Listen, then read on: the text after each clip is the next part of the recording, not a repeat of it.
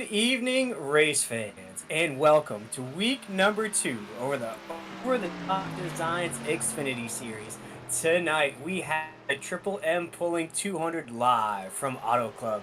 We saw David Duke pull off week number 1 win. My name is William Tiller. Tonight I am joined by and Tim Hammond is back up booth with all those wonderful angles you'll see here tonight on Nazareth 360 Racing Network. Michael, this is series that the first piece of this season.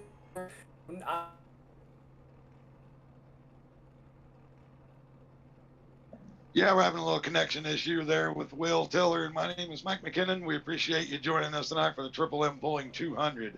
Live from Auto Club Speedway. Well, hopefully we can get Will back online.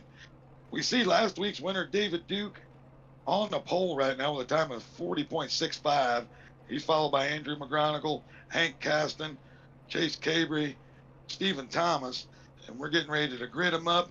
We're going to have a long 200 miles here at Auto Club Speedway.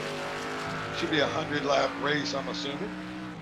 100 laps here can be very exciting as we can go 3, 4, and even 5 wide at times.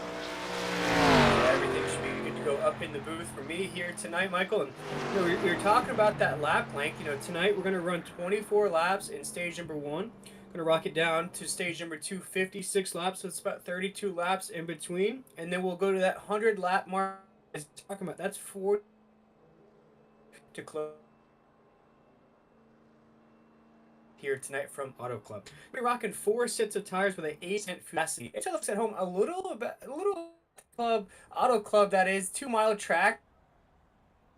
More time. That's it for this wonderful track. The drivers were excited about this track. What are we looking forward to the most here tonight?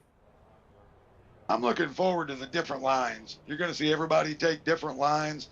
You can go all the way to the bottom. You can go all the way to the fence, and you can make time either way.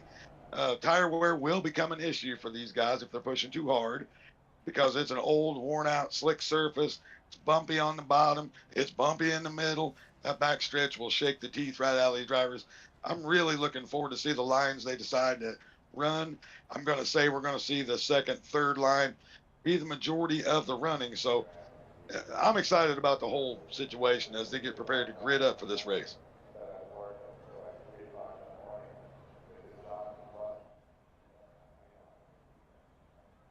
Sound like we may have lost Will again.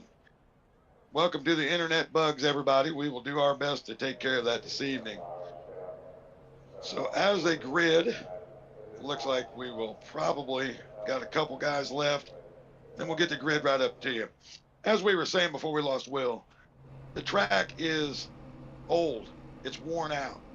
It's slick. It's bumpy. It demands patience. It demands speed. So whoever can put that together the best tonight should be able to come out on top. Looks like we're finally to the grid. Looks like we got starting first will be David Duke. Second, Andrew McGronigle will be to the outside. Hank Caston to the inside of row 2, along with Chase Cabry in 4th. Row 3 will have Stephen Thomas and Dustin Scruggs. Row 4, Kyle Hess, Chris Blanchard. Row 5 will be Ted Wade and Hunter Parsons. I'm looking forward to that. I'll wait for the run down here. And then we got Rhett Tucker and Thornton in row 6. Row 7. Well, that moved on me. We'll wait here and we'll catch up with everybody. I can't see the grid. All I can see is the tower as we're having many issues with the internet this evening. Fun times for fun stuff. Tucker Thornton, Trade View. I wished I knew these guys better. This is my first time in with these guys. I will learn them as I go, and I promise you guys that. Live from the Nazareth 360 Racing Network. We ran through that starting grid for you there, having a bit of technical difficulties here tonight. That's okay, as long as we can get rocking and rolling here with week number 2. As you see that grid on the left side of your screen here, we got Dave giving a lead us to his green flag. He is on a hot run as of late with a dual win and a regular season win to start off this season. So that's only 7 things going here from Auto Club. A tougher track than what we had at Daytona last week, but I'm curious to see how these drivers will take the West Coast. Last week, lights are off. Things are about to get started here as Barney the Flag Man has that green flag in the air as we're kicking off week number 2 here in the Over the Top Designs Xfinity Series as David Duke will take that flag down to corner number 1.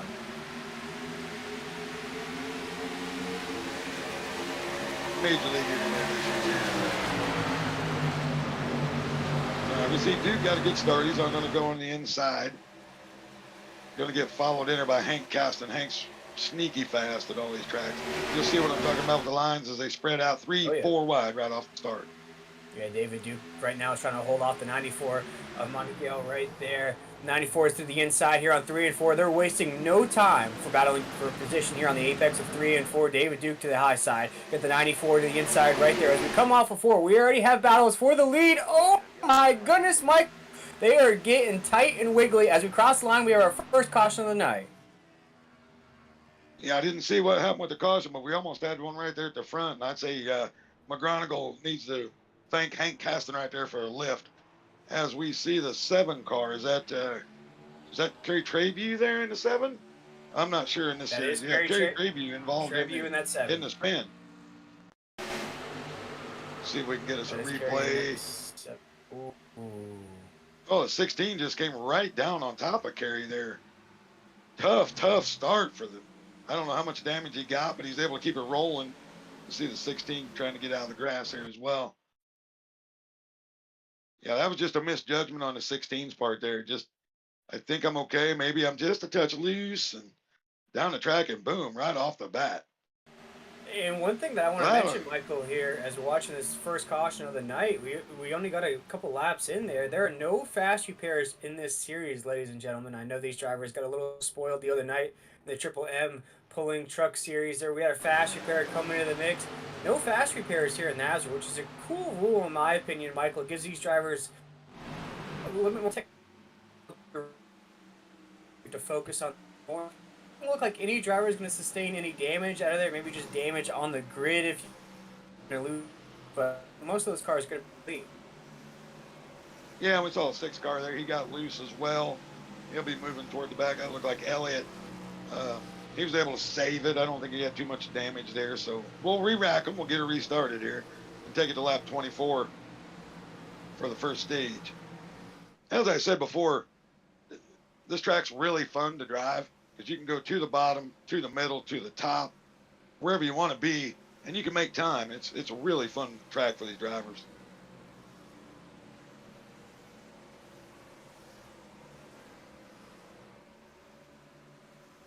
So with the pace car still pacing there. Pardon me, I'm sorry, I didn't mean to cut you off. No, you're all right. Pace car is pacing us down the backstretch right now. Pace lights are still on. So we're going to have at least one more lap here at Auto Club.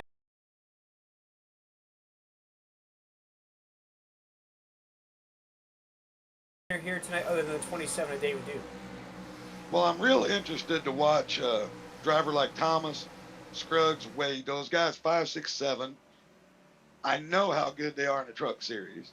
They're all good at saving tires and they're very patient. I want to see if the patience pays off here or if this is a different type of aggression. But I'm looking at, Wade, Scruggs, Thomas. I want to see how well they do this evening.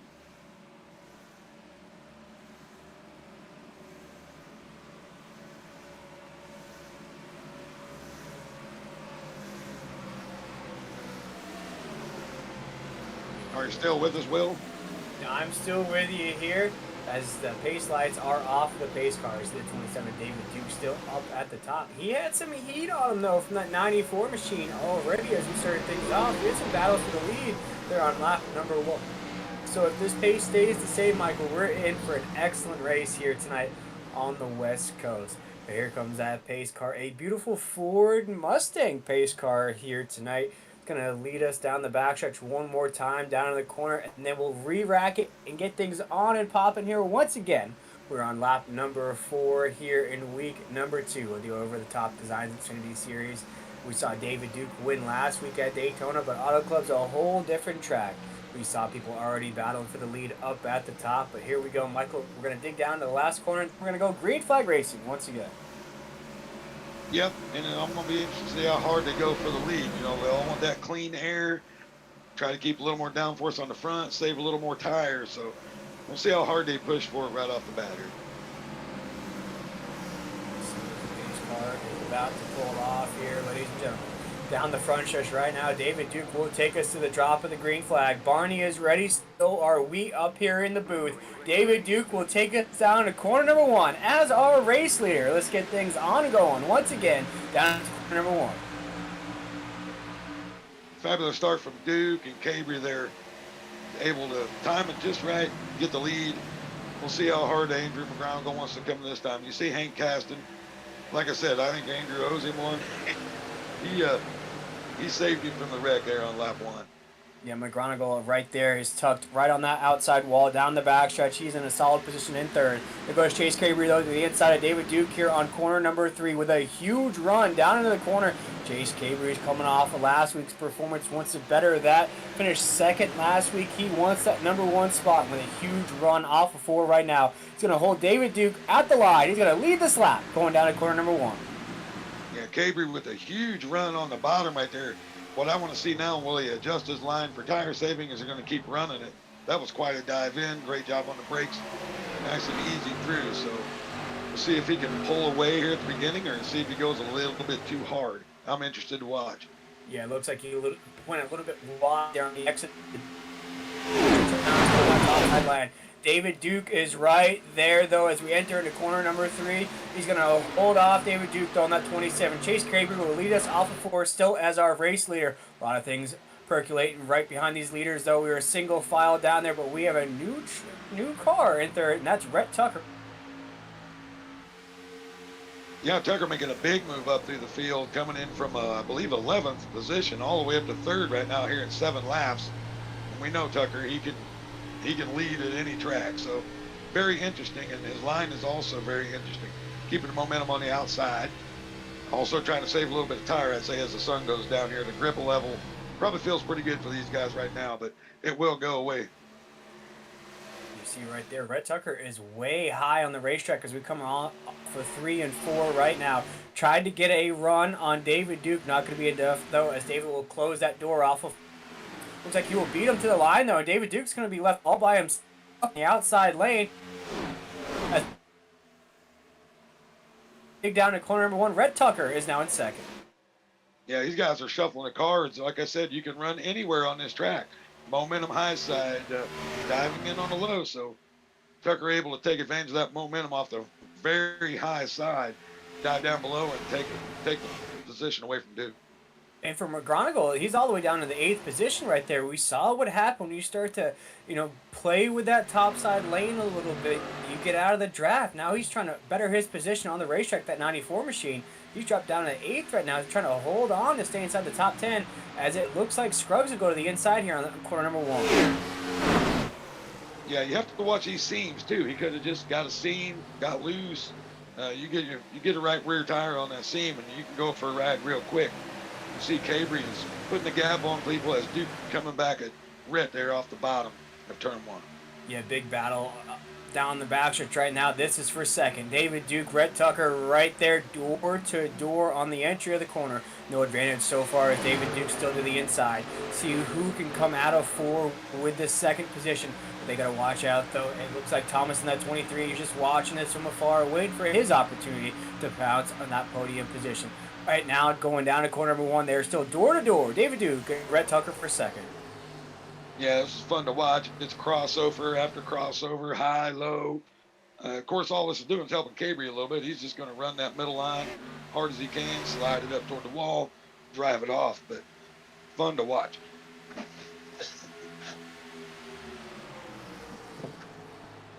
These two guys doing a real good job with the draft. Right on the back bumper of Rhett Tucker as he dig down in the corner. There.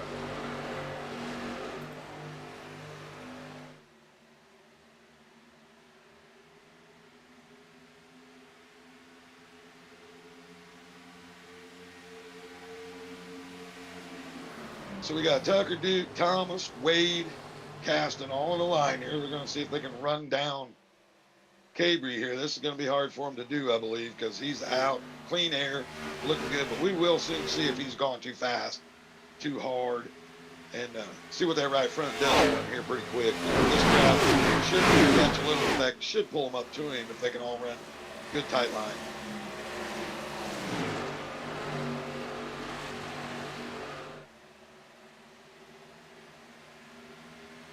So it's Caby, Tucker, Duke, Thomas, Wade. Tell your top five. See Hank Caston hanging in 6, Christopher Blanchard, Andrew McGonigal, Hunter Parsons, and Dustin Scruggs all in the top 10. Watching that ticker, and Caby still seems to be putting about a tenth a lap on him, so something's going to change pretty quicker. We are down to 12 laps to go. So we're halfway through the stage, and he's put a little over a second and a half on the field. See if these guys can get a little better organized here and see if they can put a run on them. Yeah, and if you look at last week's results there, Michael, Chase Cabre led 40 laps, the most laps led by anybody in that field. He actually had almost the closest lap time as well. Although he's going to finish second to David Duke in that race, you could almost say that the third machine was the fastest car out there. Now tonight's definitely the fastest car. Now building that lead almost to 2 seconds as we dig down to corner number 3. Yeah, it's 1.8. It's just about a tenth a lap, maybe just a tenth and a half a lap. And I'm surprised the draft hasn't taken effect with these guys. But as you see, they're spreading, they're running their different lines as the handling starts to change on these cars. Sun gone down, handling changing. Cabre running a fantastic line thus far.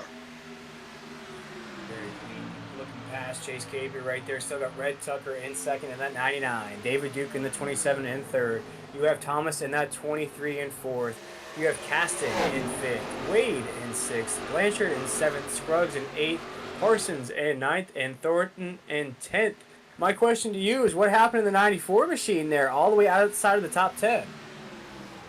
I'm not sure. I haven't seen if he had any kind of damage or if he was just tire saving. It looks like he has a little damage maybe on the rear end of the car. I can't quite tell as we got a caution on the speedway.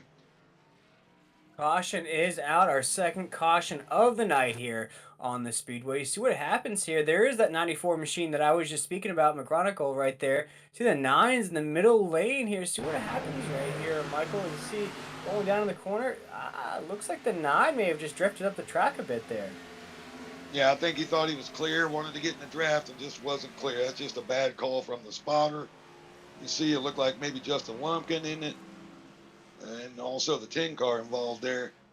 We'll have to sort it out and see how much damage everyone has. Yeah, that's just a case of I thought I was clear and I wasn't. Oof, that's not going to be a friendly conversation over the radio. I got to say, it looks like the 10's going to take some hard front end damage there. The 18 is going to be the car that's going to get squeezed on that top side wall by the 9. The 9's going to suffer some heavy damage as well. So I don't know if we'll see these trucks or these cars back out on the racetrack here tonight, Michael. Especially this 10 machine is going to get the worst of it here. We're going to ride on board with Cunningham here. Man, that's just... And you see Cunningham is just on those brakes as hard as he can and just going to smack that wall. I mean, not a hard impact there, but definitely a hard impact on the top side. Yeah, you got both sides there. We'll have to see how that impacts the engine. It doesn't look terrible, but folks, I promise you, a little right side damage that hurt your engine pretty bad. We'll have to see if these guys can maintain pace and get back in the fight. Yeah, right now is we have our second caution of the night, Michael. And if you can remember last week's race at Daytona, I don't think we had but a couple cautions in that race. We had about 5 cautions, 15 laps of caution flags, but you're looking at an 85 lap race. So that's, we've already had 2 here in stage number 1. We're on for quite a pace of caution flags. Yeah, one thing that surprised me there, Cabre gave up the points and he pitted. He went in and took tires, and then that's going to let Rhett Tucker take over the lead. So Chase Cabre pitting, probably going to go back to live action here with 6 laps to go in the stage. He'll flip the stage for track position, but he gave up the points, so we'll have to see how that affects him later on. Yeah, we'll see what happens here at the drop of the green flag. We're currently in stage number 1. This is week number 2 of the Over-the-Top Designs Xfinity Series here live on the NASCAR 360 Racing Network. We've had a start off this broadcast. Hopefully everything out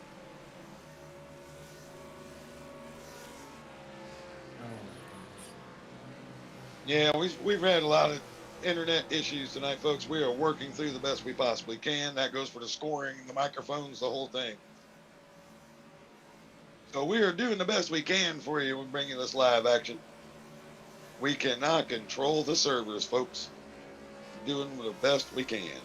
So far, we've seen Red Tucker move up from 11th all the way to first, so he's 10 spots up in 17 laps. We'll see if he went too hard here fairly quickly, I would assume. David Duke's been able to hold position well all night. Ted Wade, Hank Caston, Dustin Scruggs, Christopher Blanchard, Thornton, Hunter Parsons. There's a name I haven't seen. I hope I say it right. Savity, and Pappas will be your top 10 as we re-rack. Lights are out and we're getting ready to go green. Should have a 6-lap shootout here for stage 1, and then we'll get a caution flag for the pits. See what everybody wants to do. As we said, Cave repitted. You may see him come flying right here. He should have real good feel for the track.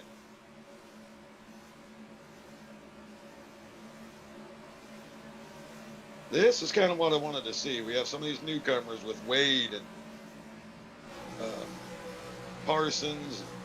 You see Stephen Thomas, I believe he pitted. He also gave up a top 5 position to flip track positions. So a lot of strategy being played right here, right now.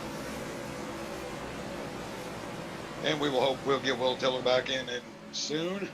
I'm Mike McKinnon. I'm going to do the best I can for you this evening. We will see him coming off of 4. They'll get ready to take the green flag and charge down into turn 1 with 6 laps remaining in the stage. Stage break will be the end of lap 24. Good start by Tucker. Good start by Caston. Looked like Duke. Pretty good start. Not really sleeping. You're always kind of at the mercy of that leader. So Tucker away well. Caston away well. See Wade challenging Duke on the bottom of turn 1 and 2 here. And we're going about 3 wide almost. Oh, looks like somebody got loose. Nope, he's able to hold it. Just a bad angle for me, folks. That's my bad. I thought the 2 was loose, but he did not. Good battle right here. See Wade Parsons on the bottom. Duke. Trying to see. Oh, that's Christopher Blanchard. Moving up into 3rd right there.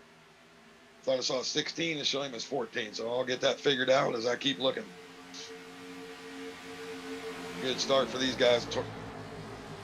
Starting lap 19 here. See a big move to the bottom. That might be Blanchard. Big move to the bottom. He's going to be trying to press Tucker here. But Caston's going to be able to pull him on the straightaway off the corner. So it's a 99 to 36 and a 14. And then, of course, right there again, last week's winner, David Duke, Ted Wade, and Hunter Parsons all on the hunt right here for a stage win. These are playoff points, and, of course, 10 points for the race for winning the stage. Oh, almost an incident there. Couldn't quite tell who that was. See Stephen Thomas. I think he pitted, so he's on, might be on new tires. See him moving up well. Swim number 23. Yeah, you can see the pull he gets off the corner right here. So he's going to be able to pit and get stage points. As long as we can hold her together here. See Caston. Oh boy, Blanchard had to really send it in. It looked like Caston was going to do the same to him. All the while, Blanchard to the top side, trying to get the lead away from Rhett Tucker. He had it momentarily, not quite able to hold it. Let's see if he can hold the momentum right there. Looks like Duke might have a little position on him as we enter turn 1. Let's see if he can pull it off. Yep. Had a big run coming off of 3 and 4. Was able to get right by. See Ted Wade, Blanchard. Almost a 3-wide battle. That's what makes this track so superior to a lot of others. 3, 4, 5 lanes that you can choose from. Blanchard again, big dive low there. Got a little bit of the apron. I don't know if that's going to hurt his run. It very well may. As Tucker is pulling away as we get 3 to go at the line for stage 1. Stephen Thomas on those new tires coming quick. Coming hard, coming fast. Able to hook the bottom. and get the big run off. He'll be challenging Duke now for third place. Oh, for second place. I'm sorry. Pardon me. Big run for Stephen Thomas on the inside there. Most everybody else getting single file, trying to use the draft. You see Parsons going to take a move on Blanchard. Blanchard going to pinch him down a little bit, and there goes Thomas, able to clear David Duke for second on those new tires. Should have enough time as we got 2 to go. He's got about 3/10 to make up on Rhett Tucker. I'm going to assume he's going to be able to do it. See if he's able to dive it in on Tucker, the leader here, or if Tucker makes it so wide, he won't allow it. Steve's going to work his way to the outside, slide up and make contact. Oh, no. Little contact with the outside wall. Great the speed off, of course. The momentum's so big at this track. We'll see if that affects the speed in the car. I don't think it will. I certainly hope it does.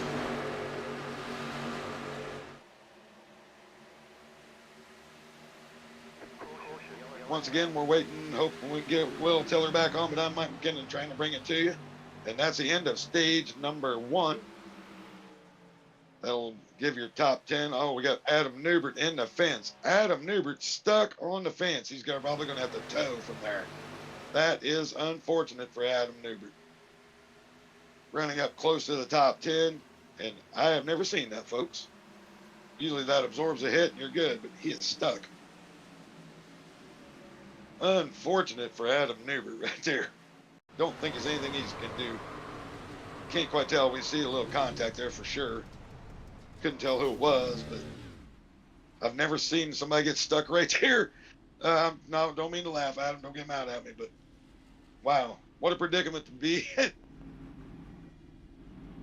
Just stuck. Nowhere to go. Probably going to have to take a tow here. That's going to mean 2 or 3 minutes stuck on pit road. Couldn't quite tell. Looked like the 30 car, maybe? Couldn't quite tell who that was. Yeah, it looked like the 30 car got him in the rear, and that's all she wrote there. Then you're just on along for the ride, and that is not the ride Adam wanted.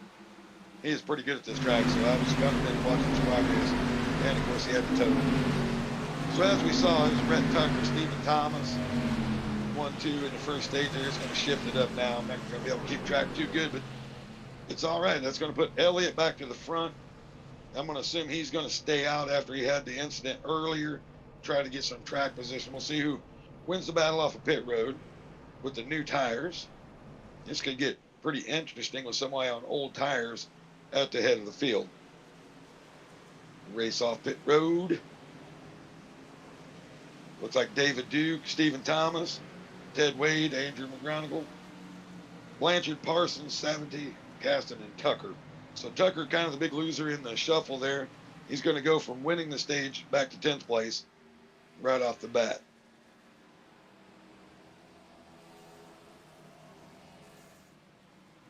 So an interesting first stage. As we said, we've had a lot of technical problems, folks. Sorry for those. We're doing the best we can, and I'm happy to be with you this evening. Hopefully we can get Will back online. He's had a lot of issues as well. So, first stage, hope everybody enjoyed it. 2-3 wide, we saw what we expected. This will be a little interesting to me as Elliott's going to stay out. Going to lead the field. He's going to be on old tires. And these guys on the new tires, I'm going to assume are going to chew it up pretty quick. So, we'll see how this plays out as they get ready to shuffle them back up. Good racing so far. I feel bad for Adam Newbert right there. That is just a weird situation. I've never seen anyone get stuck on the barrels. Usually you bounce right off and you move on, but wow, this is a terrible situation for him. So we see Pappas and Scruggs and Jose Medina, Pugh, all those guys moved out of the top 10. They're down 11, 12, 13, 14 after pit stops. See Cabry making his way back up to 10th, 11th place here. Not sure once it sorts out. So we got Elliott, Duke, front row, Wade Thomas, row 2, Blanchard McGonigal, row 3, as we get back to go racing.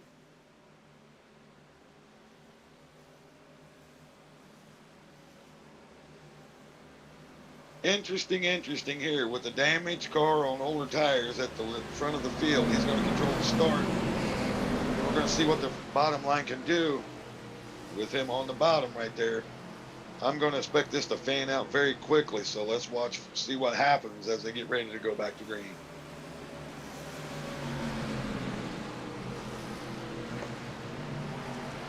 Yeah, Michael, I'm with you till I'm not. We'll see. The internet can be good, it can be bad in some instances. Looks like I'm gone, but it's all right. I'll keep rocking on even through the technical difficulties. Here we go. Stage number 2 for Hot Club. You see Elliott on the inside right there. David Duke on the outside in the 27. The green flag is in the air, Michael, as we head down to corner number 1.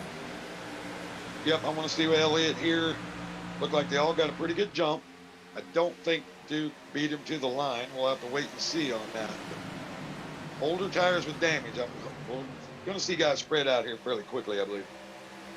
Yes, sir. We're going to race this down to lap 56. That would be the end of stage number 2. So we're looking at around 32 laps. So about an 8-lap difference from what we saw in stage number 1. But there goes Wade to the inside. Wade's going to overtake on 3 and 4. Our new race leader on the apex at 3 and 4 with a huge run around David Duke in that 27 machine. Coming off of 4, we have Wade in the 2. Going to take us to the line as our race leader. Yeah, Wade, a newcomer to the Xfinity Series here, but a 6-time winner in the trucks last season. Got all the talent in the world, so if he gets out front, he can be very rough to deal with. Looked like Duke gave him a little how-do-you-do shove right in the corner there. Got him in a little bit too hot. It just looks like to me, though, Michael, even through all my technical difficulties, that David Duke's having a little bit of difficulty off the exit of the corners. He can hold right here on the apex of 3 and 4 or 1 and 2 for that, reason. But off of the corners, for some reason, you'll see the 2 of Wade. You see the 19 right there. That's Blanchard, I believe, in the 19, not rocking his usual 14. They get big runs off the corner. David Duke's going to have to find a way to close that gap on the exit of the corner. Yeah, it tells me maybe he's going a little deeper than these guys. They're getting a little more runoff. You see Blanchard there, he went just as deep. We'll see what this momentum does down the back. See if we get another crossover here real quick. Been seeing a lot of the crossovers. And here comes Hank Caston with a big head of steam. Almost too much. Slid him up just a bit. Wasn't able to hold it to the bottom. Blanchard just having a run. He's got something figured out on the bottom right now. Huge run for Blanchard off of 4, still is our race leader. A lot of moving parts, so behind our race leader, we have Wade in the 2, David Duke in the 27. Now Caston has thrown his name in the mix as we dig down to corner number 1. Still Blanchard as our race leader here on lap number 30. This is the Over-the-Top Designs Xfinity Series week number 2 from Auto Club. We are live on the NASCAR 360 Racing Network as we head down to corner number 4 as Chris Blanchard is our race leader. Yeah, and I see Rhett Tucker move back up to 5th. He's running that extreme high line again. Well, as I say that, he goes to the bottom. But he's been running that extreme high line. Big momentum off the corners and big runs down the straights. So look for him to be up here pretty quick in the mix because he's got something figured out on that line.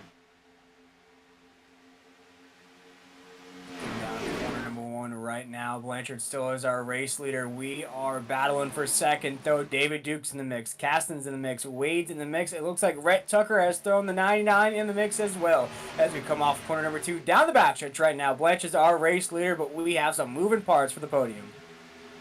Yeah, we got these guys all lined up, 4 in a row, getting a big momentum. Then they get in the corner and spread them out a little bit, which you expect. You'll see behind there, you get 3, 4 wide. But Blanchard's running a great line. I love it. He's kind of splitting the bottom seam.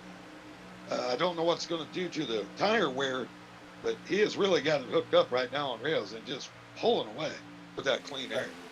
I was going to ask you there, Michael, as we head down to corner number 1 right now. We saw essentially everybody head down pit road there on lap 24, the end of stage number 1. My question to you is here, stage number 2 is about 32 laps. Will we see these guys head down pit road before the end of the stage, or will we see some drivers push that envelope?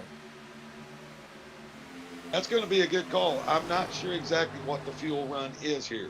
That's going to be very close. So that's something we'll need to keep an eye on as we approach probably lap 45 to 50. So we'll keep a good eye on that. I'm not 100% sure in these cars what the fuel run is. Right now, digging down in the corner right now. We are essentially single file right now on the track. No changes for position right now. Looks like a few drivers are trying different lines.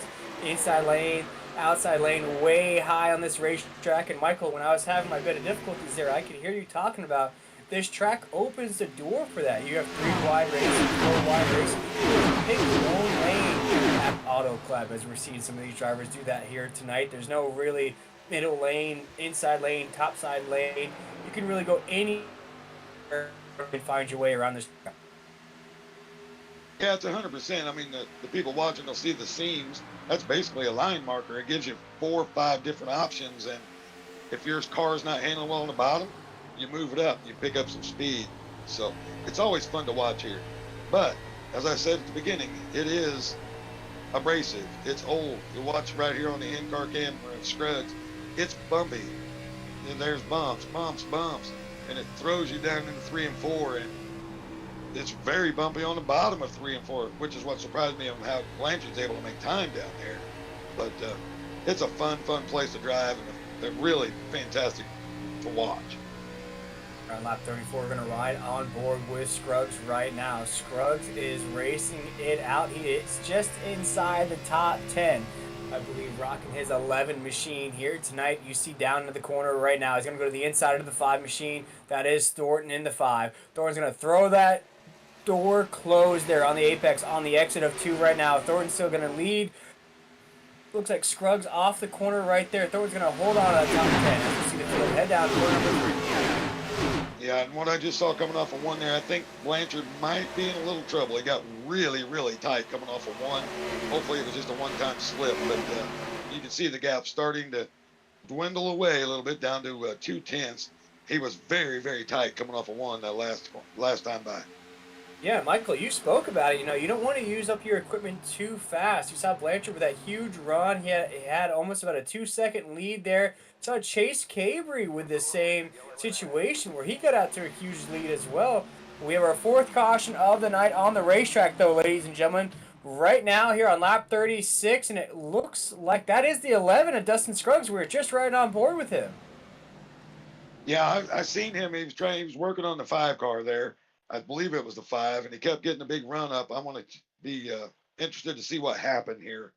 Seemed like he was having to check up a lot more than he wanted to. Here we go as we check out this replay here in the NASCAR 360 Racing Network. Oh. Ooh. It was He had a car the get in the 5. wall. No, he had a car get in the wall in front of him. He tried to evade him, and then they made contact. Wasn't sure exactly who that was in front of him. We'll check out this other angle of this replay and see. Yes, the 19 right there is on the top side, but it looked like to me, though, Michael, the 11 of Dustin Scruggs was already loose before he made contact with the 19. Yeah, not easy to tell there. I think he might have saw that coming. Tried to get it below, and just wasn't able to quite clear it. You'll see it here. See right into the here, wall. he's going to try to Yeah. avoid, but you see him get a little loose when he's trying to avoid. And right, he makes contact with another car there on the inside, and that's what sends him up to the top side of the 19. Yeah, it just didn't give him enough room there. I think he had a little more momentum than both of them. And yeah, it's just unfortunate. Wrong place, wrong time. Let's just put it at that. He's Yeah, you can see him. He saw it. Yeah. And makes He's going to try to contact with avoid the 5 car. Yeah, Yep. then he makes contact with the 5, then makes contact with the 19. And for Dustin Scruggs there in the 11, had a solid run going on there, Michael. You know, inside the top 10, in and out of the top 10 there. Just an unfortunate night for that 11 machine. But we're starting to see some drivers head down pit road here, a little early of a window here that we were talking about. Yeah, I think this will make sure they can make it to the end of the stage. You may not see tires here, but you'll see fuel. I'm not exactly sure how many sets of tires they have this evening as I got in late. But this will ensure they can make it to the end. We got 4 sets tonight, Michael, in this race. And for a 100-lap race at Auto Club, a 2-mile-long racetrack, that's going to be a very tricky situation for these drivers. All right, so I'm almost guaranteeing you they just came in for fuel, so they don't have to worry about that to the end of the stage. that's probably a good call by those guys. Not going to get a tire advantage, of course, but the fuel big time advantage. Yeah, as we're Maybe these watching other Rock. guys will hope for a caution. Yeah, and you see Chris Blanchard's already up at the top of the grid once again, not rocking the usual 14 we usually see on the side of his race cars here tonight, rocking the 19 here in this race. Could be a little bit of a good luck charm the way he's racing here tonight at Auto Club.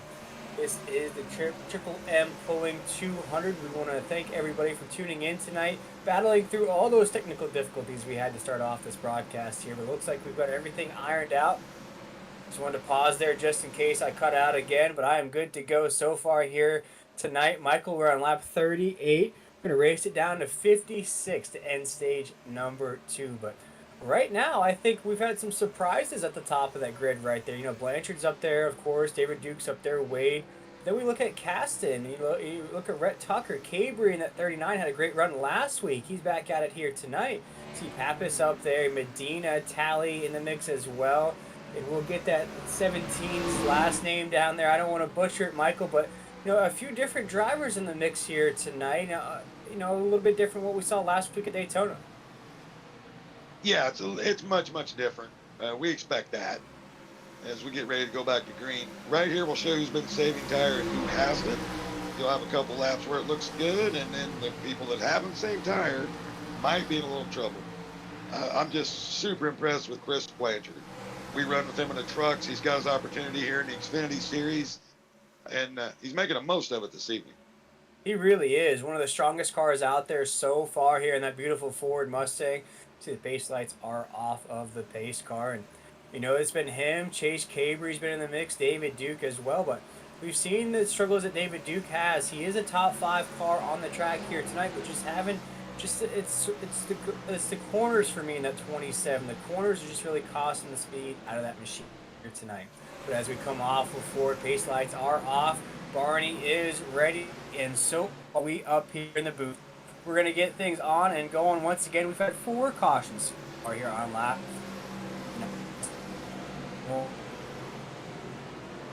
40.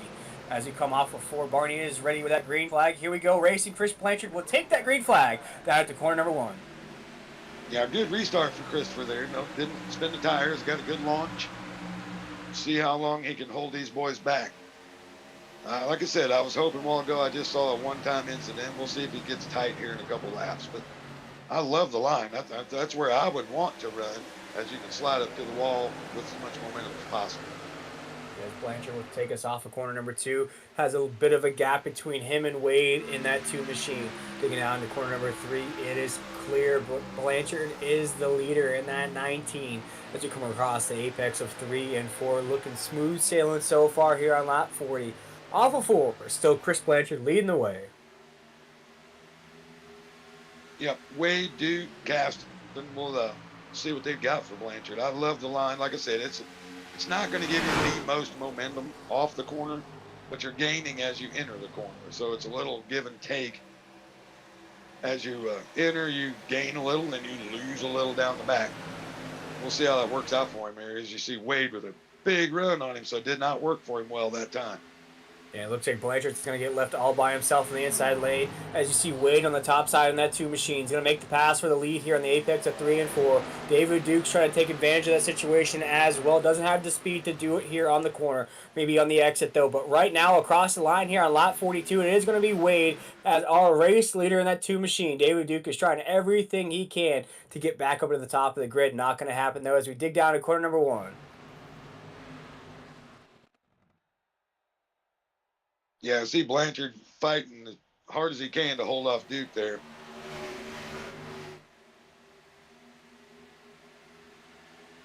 And we are back. Head down to corner number 3. Right now we have a battle for the lead. Chris Blanchard in that 19 trying to hold off Wade in that 2. David Duke's in 3rd, but they have a huge pack of cars behind these guys that are coming fast. You got Caston, you got Rhett Tucker, you got the 17 machine trying to battle for that position as well. And now you see the battle for second. David Duke to the outside of Chris Blanchard right now. See if David can hold this speed through the corners. He might have found himself a new line around these corners as Chris Blanchard will go to the inside here, touch the white line with those tires. As you come off of corner number 2, David Duke's still going to hold on to that position. Not by a lot, though, as we're drag racing for second down the backstretch. Yeah, it's a good move by Wade. I noticed he was going to break the drive down the front. Duke is just able to get higher and higher each time and get a little more momentum. Of course, as soon as I said, every time, that's just the announcer curse, right? Back to the middle. But you see Caston, seems like he has saved some good rubber on the tires there because he is rocketing past Chris Blanchard right there. You saw Caston with a huge move. He wasn't afraid to shoot that gap, go 3 wide. Now they're stuck behind the 4 of Newbert right there. Saw what happened to Newbert there, got stuck on the entry of the pit wall. Looks like we have a bit of a paint issue there. That's actually David Duke in that 27 machine. As you see the 36 right there of Caston's trying everything he can to get up to the top of the grid. He is battling right now. You talked about it, Michael, a huge run out of that 36. He was in about the 5th or 6th position. He waited his time. Now he is ready to eat as he is in the 4th place position right door to door with Rhett Tucker for the podium. Yeah, you see Casey making his move past Blanchard. McGonigle's on the move right behind him. There's several guys. This is what I was wondering with Chris. Had a great run going. Just that'll give him something to think about in the 3rd stage, how to conserve a bit, because he had a great run going. Just a little too hot on the tires. We've seen it a few times here tonight. He's not the only driver that suffered that. Chase Cabry suffered that. You know, we've seen David Duke suffer that as well. You can get out to the lead. You can lead this field around Auto Club. You can even feel good, you know, for a little while with about a second and almost 2 seconds lead.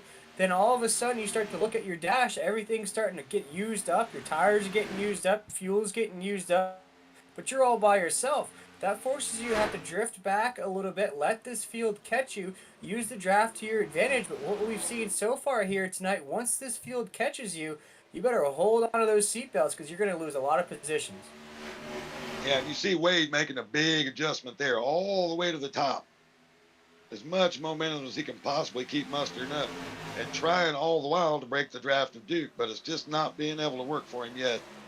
Duke is able to stay right there on the rear bumper along with Tucker, McGonigle, and Cabry. He's going to have to earn the next 9 laps to win this stage. You see Wade still leading the field to the line. David Duke in the 27's right there as well. Rhett Tucker's in the mix. Chase Cabry as well. Chase has been waiting his time in this stage. He saw what happened in stage number 1, used up his equipment.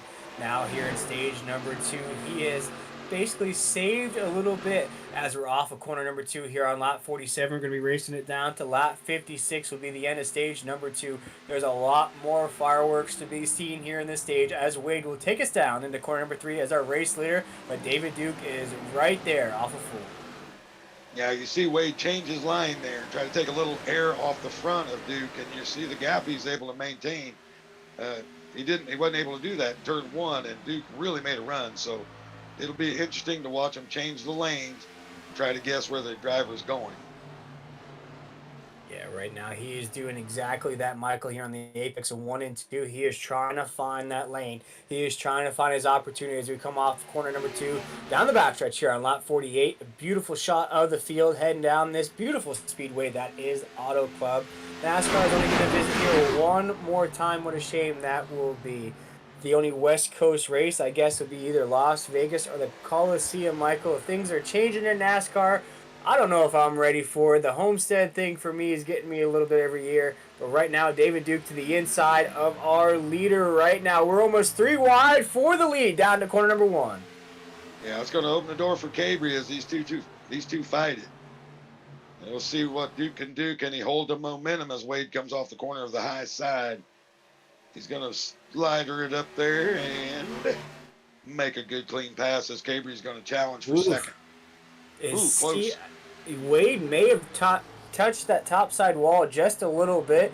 Killed the momentum just a little bit here on the corner. Chase Cabre to the inside, though. They're door to door here on the corner. This is a battle for second right now as David Duke's our race leader off of the corner down the front stretch right now here. Make it lap 50 in the books. We're halfway through this race here tonight. Chase Cabre with a huge run at the line. I think we'll have a battle for the lead. Down to 1 and 2 right now. David Duke is our race leader right now. Chase Cabre's in the mix.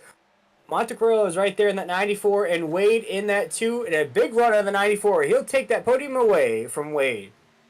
Yeah, I'm not sure McGronagle's not the fastest car on the track at this very moment, so I'm going to be interested to see what he can do with Cabre and Duke here. You know, of course, it's one thing to catch him, it's another to pass, as he gets pinched hard. McGronagle, yeah, he got pinched way on the inside lane there. Looked like he was about to go down pit road. Not yet for these drivers. McGronagle in that 94 machine, a huge run from that top 10, moved all the way up the grid now into third. Now we have a battle for the lead right now. Chase Cabre is putting on David Duke in that 27 machine. Chase Cabre to the outside there on 1 and 2 to the apex right now off of 2. Chase Cabre, see if he can get a big run off the corner, and he does, but he taps the top side wall. Damage to the 39 of Chase Cabre right there. See if he can hold position. He will not. He's going to lose about 2 spots after making contact with the top side. Yeah, that's going to hurt him pretty bad. I don't know if he caught a seam there or just was going to send it no matter what. Just got a little piece of the wall, able to regroup, didn't fall down the field too far. Usually you lose some momentum like that and you're in big trouble, but able to hold it so far. We'll see how it comes out. Yeah, Chase Cabre is going to fall to about the 4th position, one of the fastest cars on the track here tonight. But here on lap 52, we have another battle for the lead right there. Off of 2, it looks like David Duke still trying to hold on to that lead, Michael, down the backstretch. Yeah, I said McGronagle looked like the fastest car, and he seemed to be showing it. He may not have the preferred lane right here yet, but we'll see what kind of momentum he can pull off of 3 and 4 as he drove it way in there. And it looks like it's going to stick for him real well. He is easily going to take the lead away. Yeah, going to push right past David Duke in the 27. And what we've seen so far here tonight, Michael, it's almost best to conserve. Conserve to start off the stages and wait for your opportunity. We've seen it out of a bunch of drivers here tonight that are currently inside the top 10 have just slowly but surely conserved the equipment, got those cars ready for those long runs, and now you see the 94 machine's going to be the leader off of 2. Yeah, it's hard for a driver, right? You put the new tires on, they feel good. You want to go 100,000 miles an hour, but I told you, this track is bumpy, it's abrasive, it's slick, and it will chew you up in a hurry, and that's what we're seeing out of a couple of these leaders. Just a bit too hard, and you're out of luck. As we have just about 3 laps to go here in this stage, the 94 machine looks like he does have some damage to that back bumper there, Michael. It didn't look like I saw that before, but it does look like that it has pushed in just a little bit. Yeah, I think that's what we were asking early in the race, where he had went, and that may affect him a little bit, but he's doing a fantastic job on the tires and the line. As you can see, Duke has backed off. He's probably trying to cool it down for one last run here, so we'll see if Andrew can hold it for the next 2. Yeah, as McGronagle will take us around 3 and 4 right now. We're going to have just about 2 laps to go here in this stage. This is stage number 2 of the Triple M Pulling 200 here from Auto Club. This is week number 2 here in the Over-the-Top Designs Xfinity Series. Right here we are live on the Nazareth 360 Racing Network. This is lap 55 right now. McGronagle is going to lead us around 1 and 2. David Duke to the inside, though. See if he has a run off of 2 down the backstretch. Yeah, doing a great job. Luck the line. It's kind of cut in the middle. Not too low, not too high. Seems like he's in pretty good control here as we bring out the white flag. As Duke, as soon as I said, Duke puts the bomb on him. We'll see if he can hold it. Right now we have 1 to go here in the stage. And 94 is going to touch the top side wall there. Very tight on the corners. Looks like that equipment might be failing on him here, Michael, as it looks like that will be an end to stage number 2. No, we're going to race it down here. 1 more lap here in stage number 2. David Duke in that 27 machine's trying to get this stage win. He is to the inside here off of 2.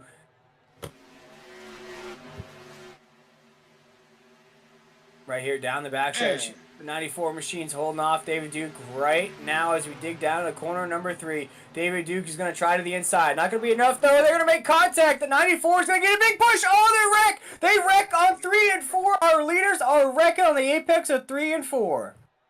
yeah, that's going to take out 3 really good cars right there. That is unfortunate. Probably a little over aggressive, to be honest. Wow. Wow, wow, wow. Here, our 5th caution of the night comes at just the very end of stage number 2. Let's watch it here on the NASCAR 360 Racing Network. David Duke is going to make contact with the 94, and the 94 is going to collect Wade, the 2 machine that was on the top side of the racetrack there, Michael. And as you said, I would have to say that's our top 3 drivers that are going to suffer heavy damage. Yeah, it's super unfortunate for all 3 guys, but I mean, these guys want the points. I get it. They want the stage wins. I get that. But this might be just a touch over aggressive, right? I mean, I don't know. Maybe he just couldn't whoa up quick enough. That seemed a little over aggressive to me. It's a shame for the leaders. It kind of did. David Duke was coming with a run there on the corner, which we haven't seen out of him all night. Makes contact with the 94.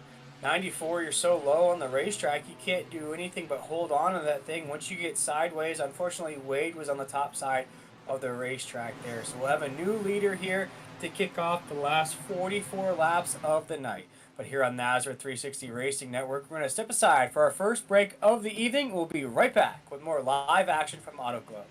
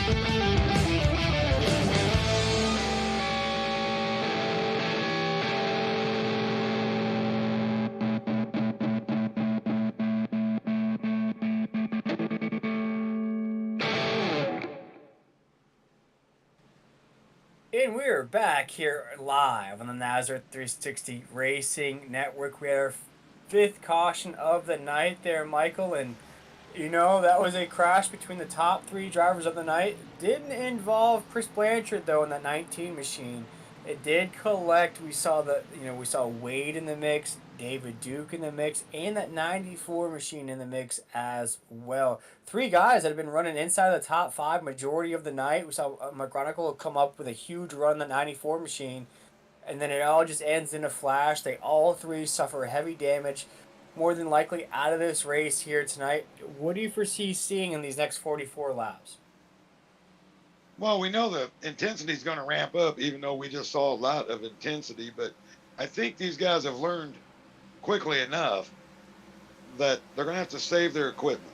If they want to win the race, they're going to have to save the equipment. They're not going to be able to just push, unless they split the stage. You know, maybe they'll try 22 laps or so and pit. Then you may be able to go a little harder, but you got to save the equipment.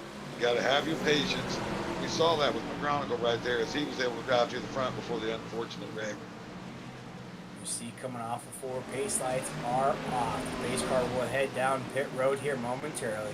It will be Chris Blanchard taking us to the green flag. He has Rhett Tucker to his outside right now as the green flag is in the air. Chris Blanchard with a huge restart down to corner number one. Yeah, really good jump for Chris there. We'll see if he does the same as before. Is he going to go all out? And we saw how that turned out. Or is he just going to try to keep the clean air as much as possible? And yeah, he changed his line already. He's not doing that bottom feeding right away. So he has already moved up 2 lanes, trying to save a little more tire than he did before. Yeah, Rhett Tucker's now trying to follow the leader there with a huge gap between first and second. But Michael, you touched on it at the drop of the green flag there. These drivers have to know you have to conserve. Here, it's going to be our longest run of the race, 44 laps here to count it down to 100. So these drivers have to know you have to conserve that equipment just a little bit. I don't think Chris Blanchard got that message though because he is zooming down to corner number one as our race leader. Yeah, Chris is rolling. He's 7/10 faster than Tucker on that lap. That shows you how hard he's pushing right now. He's changed his line, but he's kept the aggression. So I'm going to be very interested to see how that works out for him as we move along in the race here. Yeah, New players coming up online, though. Yeah, and you look down that top 10 on that grid. Of course, we have Blanchard. We have Captain right there in second. Tucker in the 99. And look at it, Dina quietly been inside the top 10 all night long in that 24 machine, trying to make that 24 proud here in the great state of California, where Jeff Gordon is from. So what a win it would be for that 24 machine to represent here tonight. And he's been slowly creeping up that grid here, Michael. Now on the move for third. He's going to go to the inside of Rhett Tucker with a huge pass, an easy pass right there, slicing through positions like a stick of butter right there. Medina is now up to third. Yeah, I think Tucker got the message of let's save some tires here. I'm assuming they all have 1 set left. So he's just going to save, see if he can reel these guys in over the next 20 or so laps, get back close before we do pit stops here in a little bit. Yeah, now he's got Thornton, though, on his inside here at the start-finish line as we dig down to corner number one. Medina with that huge run. Now, Michael, to touch on what you were saying there, conserving that equipment. You might get these huge runs. You might want to let those horses run. But every now and then, you got to kind of hold back to make sure you can get to the end of this race. Yeah, and I'm seeing a couple names pop in the top 10 here. Justin Lumpkin and Stephen Thomas. I've raced with them for 3 years. And they are 2 of the best at saving equipment. We're seeing them slowly but surely work their way back. And Tucker also, I got a feeling that's what he's going to do for a while here. And we look at the top of the grid, still Chris Blanchard leading the way. We're looking at a battle for the third position right now. We have Medina in that 24, Thornton in that 5. Kerry Tribune, you look at Kerry Tribune, has made up early mistake. You saw him bring out one of the first cautions of the night. No damage, though, to that 7 machine. We talked about that. Looked like just a single car. And since he lost a lot of positions on the grid, now up to about the 5th position right now inside the top 5. Yeah, we're seeing him. We're seeing Lumpkin. Both of them being able to rebound from early trouble. And Thomas, as we saw him get in the wall earlier, probably got a little damage repair there. He's back in the top 10 running strong. Blanchard, in the meantime, is running away with it at this moment. We'll see if Castan has anything to say about that pretty quick. Yeah, we'll have to wait and see. We've seen this out of a bunch of different drivers here tonight, Michael. We've seen these drivers get out to huge leads. They lead the way in that clean air, just cruising along, good lap times, good distances. But then all of a sudden, about a lap or two goes by, we see this group of drivers that are going to catch up to them here. See if it plays out again here on lap 65. We're going to race it down to a lap 100. So see if Chris Blanchard can keep this pace the rest of the night. Because I tell you what, Michael, this is a fast pack he has behind him. We got Caston right there, Thornton in the mix, Medina. Kerry Tribune's a little bit further off right there in that 7. But I think this group, if they can catch Chris Blanchard and Caston right up there, they might have something for them. Yeah, I understand Chris's strategy here. I think he wants to stretch as far as he possibly can before pit stops. Get as far away from everybody as he possibly can before pit stops. So I get it. but I'm still not going to say it's the correct thing to do at this moment. I still say saving the equipment in the long run is going to be what matters here. Unless they're able to take this 30 laps on green, which I don't know. Like I said, I'm not 100% sure in these cars on the fuel. Now, if he can go 30, slap the set of tires on it, and have a short run at the end, he's going to be someone to contend with. I will guarantee you that. Yeah, definitely here is, looking down that grid as well. Chase Capri's night just went completely south for him in that 39 machine. A driver that was in the mix here finished second last week at Daytona. Here tonight was running inside the top five as well. Now he is registered, I believe, just on the lead lap, maybe one of the last cars on the lead lap. You see that grid right there. Chase Capri is in about the 13th position, working his way up through the grid, but has to do it the hard way, Mike. Yeah, he's got a long way to go here. He can still use a little strategy as long as he's still got the speed, which he seems to have. I haven't watched too much of his lap times, but I'll keep a little better eye on him. We'll see if he's still got the speed he needs to contend. Ooh, heavy damage though to the back end of that 39 machine. That's probably why he's lost a few spots here on the track. But right now we have a big battle going on. There's just a bunch of cars that are trying to stay inside the top 15 right there. A lot of guys that may not prefer this style of racetrack, but we just had hard nights right there. Looks like some clean cars though. You see the 17 right in the mix right there. Some other guys that looks like looking through that group. You see the 30 machine as well. The 17s in there. And Michael, these are just drivers that are trying to finish out the night strong right now inside the top 15, try to solidify a good spot. You see Lumpkin in that mix as well. For these drivers right now that are about, let's say, a good 12, 13 seconds off the pace, what is your mindset like? What are you thinking as a driver? Do you thinking that you want to scrape out a top 15, or are you trying to get inside the top 10? Well, this is the battle for the tail end of the top 10, so I see him going fairly hard. But once again, I still think they're saving a little bit of tire unless they just don't have the speed. Maybe they're going to try an alternate strategy here, but CK, he's able to make the move. Kyle Hess is going to follow him through on the 17. Hess is someone I expected to be very strong. He's very good at these 2-mile tracks. So, yeah, a lot of damage with Cabry there. But if he can stay in the draft with some people, and I'm assuming that's going to be a fairly loose race car right now, if he can hang on to it, he'd be strong. A little bit of dirt track racing for Chase Cabry in that 39 machine, but we see a big battle to stay inside the top 10. All these drivers want a fast finish here tonight, but we see Hess in that 86 with a huge run off of 2. He's to the inside of both of them. A little BOGO action. Not going to have a good run, though, down into the corner number 3. Going to get the door closed on him right now. You see the 30 machine of Tally's just trying to hold on to the top 10. He knows what's behind him. A lot of fast cars. Chase Cabry's out side by side with a 30 here to cross the start-finish line down at the corner number 1. This is a battle for 10. 10th place battle, but all the while we have got a battle for the lead almost. Gaston has it down to 3/10. He's been able to reel in Blanchard here fairly quickly. That's what we were wanting and kind of waiting to see, but he's got it now 4/10 now, but there he is. He's right on the back bumper of Christopher Blanchard, Thornton, Trabue, and Medina, all 3 seconds, 2-3 seconds off. So you see him right here. He's in the draft now. He's going to probably be able to put a move on him in the next lap or so. You see Caston has worked that gap. We talked about it. If Christian can hold this pace the rest of the night, doesn't look like he can. I only wait for that 19 use up here going down to corner number 3 still as our race leader. Yeah, you see Caston had a big run there. Blanchard will see if he can defend on the high side. If he cannot, then we probably see these other deltas starting to come down toward the front here. Like I said, I was just kind of worried he went out a little too hot. Yeah, it looks like Hank will be able to put it on him on the inside here. Should be able to slide up in front and make his way down the backstretch.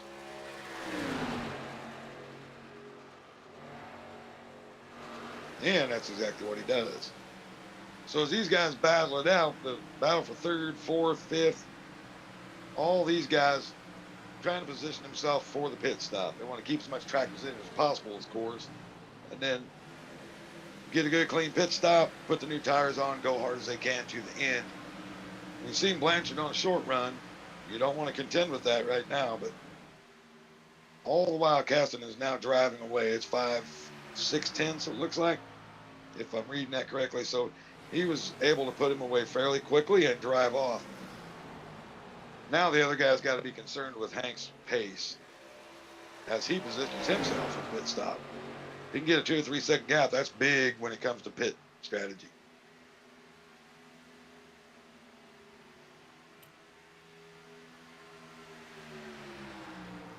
See Medina, Treyview going at it side by side here, one on the bottom, one on the top. Well, I said, it's such a good watch here, and Stephen Thomas just taking it all in from behind. He was making a quick move through the field early in the run. Looks like he's settled back down. Treyview able to hold it on the top. Yeah, Gary Tribune trying to hold on to that position, trying to hold Medina off in that 24th. Both drivers have had quiet but great nights here. Saw the early mistake out of the 7 machine of Tribune. He has made up for it, though, racing inside the top 5. Here we have a car heading down pit road. That is the 30 machine. He's going to head down pit road first right now, and that's Tally in that 30. My question to you, Michael, is when do you foresee the leaders heading down here as we're on lap 75?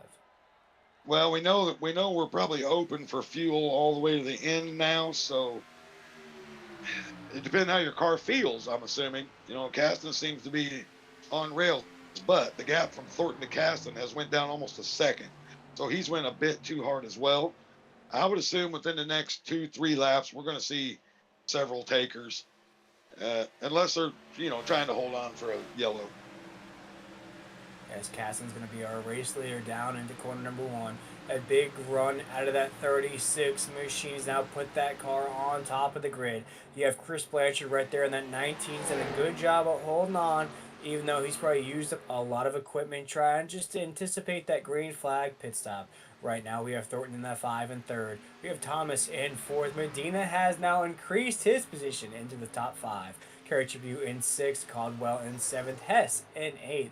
Lumpkin in 9th, and Chase Cabry has worked his way up through the grid now inside the top 10 with 24 laps to go.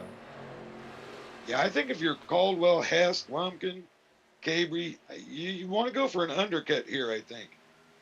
I could be wrong, but undercuts usually seem to work on iRacing pretty well, so they may be thinking here pretty soon about getting down the pit road, put the new rubbers on, and see if they can make up, a second, 2 seconds on the leader, because they are well out of striking distance at this point.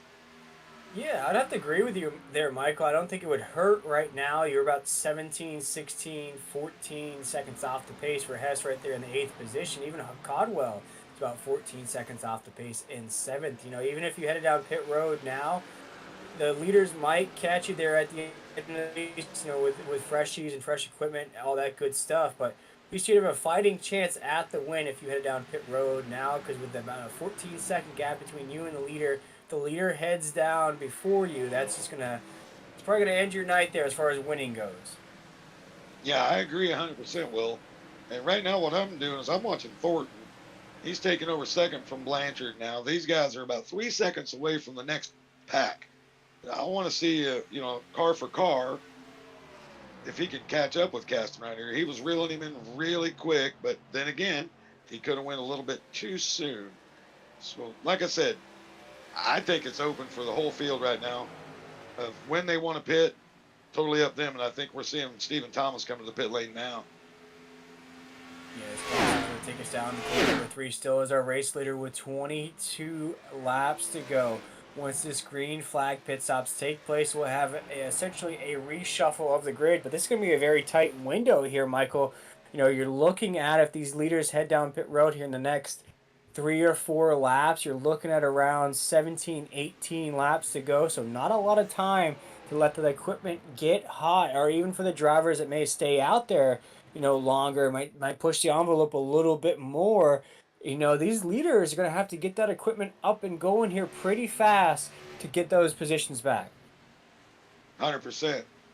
The pit stop's going to be huge, because with Thomas in the pits, he came from 5th place. He's going to be gaining 3/4 of a second on the leader with the undercut. So the more laps you stay out, he's able to reel you in a little bit. And then, of course, Got to get in your box, get out strong, or you're not going to be over with speeding penalties, slide through the box, so many things. So I'm interested in to see the leader to the pit lane now. Our leader Kaskin is down pit road in that 36 machine. We have 20 laps to go. Currently, our race leader is Medina in that 24 machine. He should be heading down pit road here next time by. But there's Thomas in that 23 machine you just spoke about there. Michael going for what's called an undercut here, trying to undercut all these leaders on the racetrack. His equipment will be rocking and ready to go here as he dig down to corner number 3.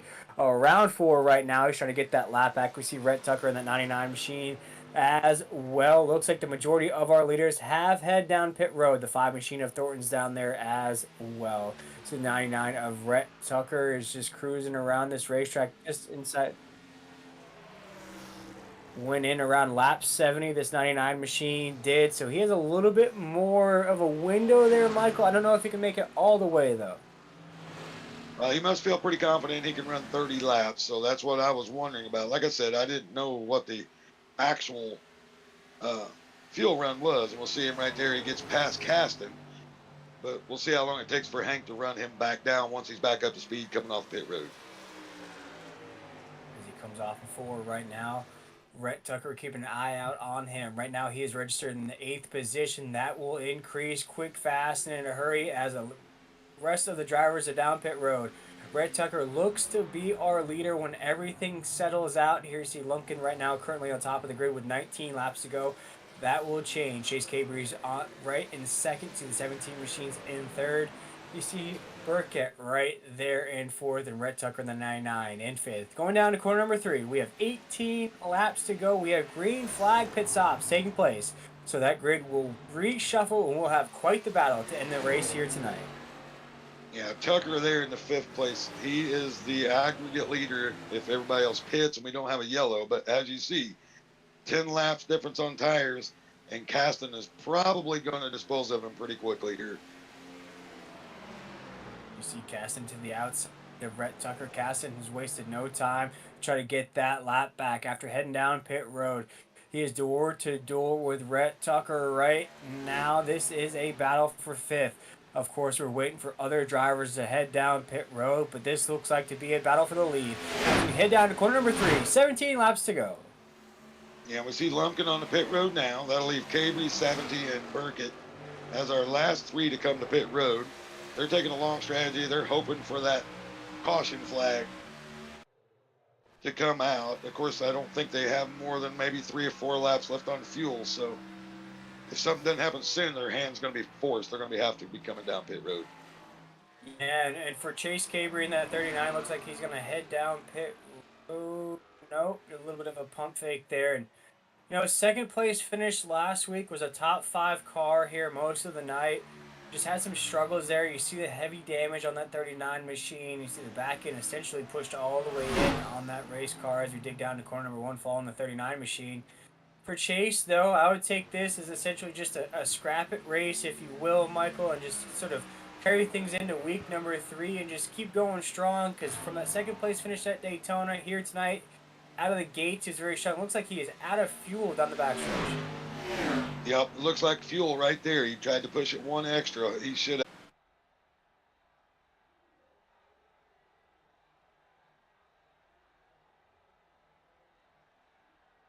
It's a dramatic moment. And he did spin it. And that brings out like the caution flag. I don't like that move at all. That seemed like a simple move to not go a lap down. I don't care for that move one bit, and I don't mind who hears me say it.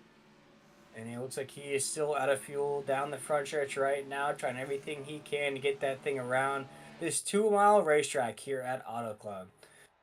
Here tonight, Michael, we're going to have about a 12 or 13 lap shootout here after Chase Cabry in that 39 machine runs out of fuel, brings out the caution flag. And with everything taking place there, green flag pit stops, everything like that, this is going to be quite the shakeup here towards the end of the race. You see, I don't know, just slipping and sliding around the racetrack there. Could have got it down pit road. Probably. I mean, it's hard to say up here in the booth, but for a yellow to fly like that here at the end of this race, and You know, you look at the 17 machines, you look at Burkett right there, Caston, Thomas, Chris Blanchard's back in the mix as well, Rhett Tucker in the 99. I don't think a caution flag is what they wanted to see. No, but Gabriel certainly did. Out of fuel, almost going to, have to pit, lose a lap. It seemed like an intentional spin to me. He had all the apron, he had all the room in the world to get down pit road. I don't like it. I don't like what I'm seeing out of it. I'm sorry. I'm just being honest about it. I don't care about that one bit with that move. Yes, Chase Gabriel now heads down pit road in that 39 machine. Looks like he's going to have some visitors down pit road as well. Michael, looks like all those drivers that trying to push the envelope a little bit there. That yellow flag flew and ended that strategy right away. And as these things get reshuffled here on the grid, we'll have a clear leader on the racetrack, and that's the 36 of Castons now back up at the top of the grid. As the 23 of Thomas. Now you have to think though, Michael, 23 of Thomas is definitely one of those drivers that didn't want to see that caution flag fly. He's on a little bit of an older equipment. Remember, we spoke about how he tried to undercut those leaders. So now the leaders are going to have fresh tires, fresh everything ready to rock and roll. As the 23 has a little bit of wear on those tires here as we're running through those green flag pit stops. Yeah, he's a few laps older. So is Tucker. A lot of these guys are going to be on fairly equal footing. I think Blanchard, he came in a little early. So, I mean, right now, Caston is in the catbird seat, I think. We know Thornton's fast, Traby's fast. But being in the lead with clean air, being able to control this, he's going to be in a real good position with 14 laps remaining here. Only got 6 laps on the tires. So, to me, he's a clear advantage, except for Cabry gets to stay on the lead lap. He's going to have new tires. And there was one other driver that had stayed out. I don't remember. Might have been Burkett. Yeah. One other driver had stayed out. He's going to have a little bit of advantage right here as well. Here we go as we just settle out here with about 13 laps to go. Probably looking at the range, we're probably around 10 laps to go when everything gets settled out here. We have 6 cautions on the night here, Michael. Things started off pretty quick. We had a couple cautions there right away, and a couple of technical difficulties here on the broadcast as well right away as we started things off here on the NASCAR 360 Racing Network. My name is William Tiller. I've been joined tonight in the booth by Michael McKinnon, and Tim Hammond's back up in the booth as well. It's a bit of a different crew up here tonight, Michael, but we've got things ironed out. We're going to have about 10 laps to go here to close out the Triple M Pulling 200 here, week number 2 of the over-the-top side Xfinity Series. What a shootout it's going to be to end this race. 100%. Something interesting I didn't see, and I don't know why, but Rhett Tucker back on pit road. Don't know if he had another set of tires left or not, but he's going to have to hurry around to get in line here. If he does, he's going to be tough to deal with right here. Nope, he's lost a lot, so that's not it. I was excited. Maybe we had some crazy strategy there. As we cruise around corners number 3 and 4, the pace lights are off of the pace car as we await the pace car to head down pit road in that beautiful Ford Mustang, taking us to the line. We'll at the 6 and the 23 of Thomas as we come off of 4. Yeah, but look, restart big right here. Then all need a good jump. Don't spin the tires. Should be okay with the tire wear. Caston with a big jump. Big jump for Caston, and it looked like Thomas got a real good start on the outside as well. Caston's going to take us down in corner number 1. It has our race leader. Caldwell is not our race leader on that grid to the left side of your screen. Right now, the 36 machine at Caston's our race leader. Has Chris Blanchard right there in the 19. Coming off of corner number 2, we have 11 laps to go down the backstretch. We have Thornton in the mix as well in that 5. The 23 of Thomas is in the mix as well, but Caston with a huge run down to corner number 3, our clear race leader with 11 laps to go. Yeah, well, but we remember the short run speed from Blanchard. If he could have got him cooled down enough, we'll see if he's got anything for him. Thomas the same way. He is great at saving, but Thornton is the one I was watching at the beginning of this stage, and now again, and he has shown some tremendous speed later in runs. So this is going to get interesting real quick. Yeah, as Caston's going to take us down in the corner, so is our race leader. You see the 42 of Codwell. It registers as our race leader. I don't believe so. They're on the grid. So Caston is our race leader. Chris Blanchard right there in the 19 is in second. Right there is taking down to corner number 3 with a big run out of the 19. Will be enough here on the corner. The apex of 3 and 4. Looks like he has some speed there, Michael, as we come off of 4 here. Make it 9 laps to go at the line. Yeah, Christopher still has good speed. He needs a little bit of a drafting partner down the straights and try to stay behind Hank as much as possible. We'll see how that low line keeps working. I think if he keeps digging on it, it may cost himself a position or two. But as for right now, he is absolutely sending it.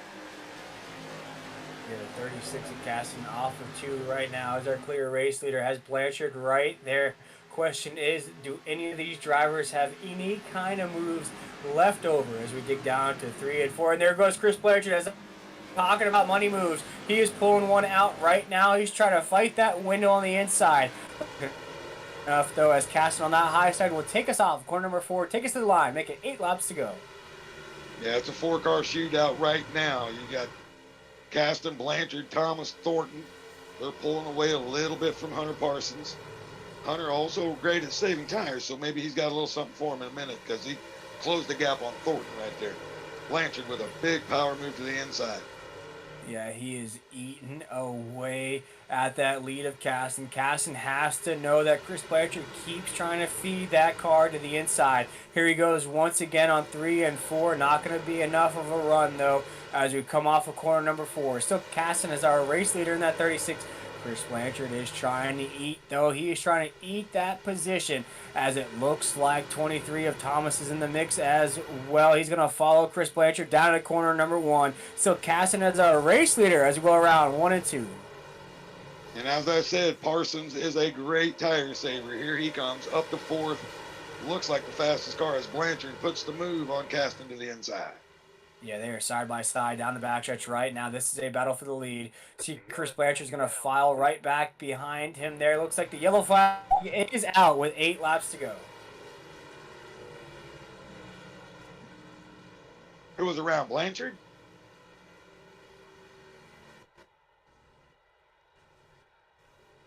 Oh, Cabry is around.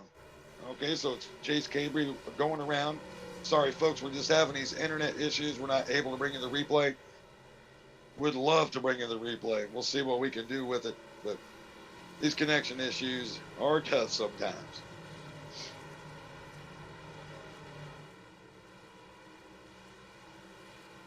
And Will, what I'm noticing here is Red Tucker is up to 8. So did he have a set of tires or not? I'm very interested in this. I'm thinking he may have had a set of tires because that was an interesting pit stop out of that 99 machine to head down almost the drop of the green flag there. So it was a big move for the 99, a bit of a gamble there to head down pit road again. But it looks like he may have thrown some freshies on that thing because he is up a lot of positions now, creeping up towards the top 5. Yeah, and I think this is a good chance for Blanchard here. Cool the tires and just give it everything it's got here toward the end. Even though Thomas was able to get around him, he will also start on the bottom once again. So it's going to be a good one to the end right here. We got 4 or 5 cars that were just looking spectacular here, and Parsons looked very fast right there. Yeah, through everything, Michael, we're going to have quite a finish here in the Triple M Pulling 200. This is week number 2 of the Over the Top Designs Xfinity Series. We apologize for the technical difficulties here tonight. I think we've all suffered some way, somehow, between the production, between my mic going out, but we're all good to go here tonight, Michael. We're going to have 5 laps to go here in week number 2. We've seen a lot of different things take place here tonight.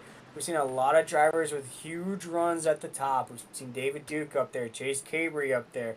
A lot of names now out of the mix of this race for unforeseen circumstances there. We had 1, 2, 3 crash each other out there in the midpoint way of this race. But now Caston in that 36 is registered in about the 12th position. Yeah, I'm not sure what happened there. Maybe you had to take a little quick bathroom break, right? That does happen. I'm sure he'll get his position back.